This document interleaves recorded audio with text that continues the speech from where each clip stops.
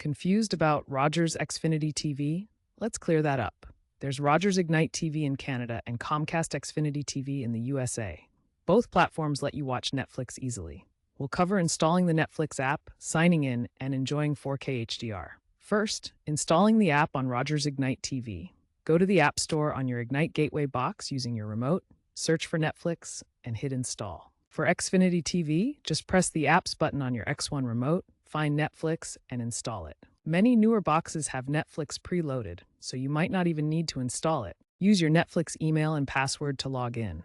Pro tip, turn on two-factor authentication on Netflix's website for better security. To get the best 4K HDR experience, you'll need a Netflix premium plan. Then, in the Netflix app, go to your profile, then account, then playback settings, and set video quality to high. Make sure your TV supports HDR and is connected with an HDMI 2.0 Plus cable. Rogers recommends at least 25 Mbps internet speed for 4K, while Xfinity suggests 50 Mbps.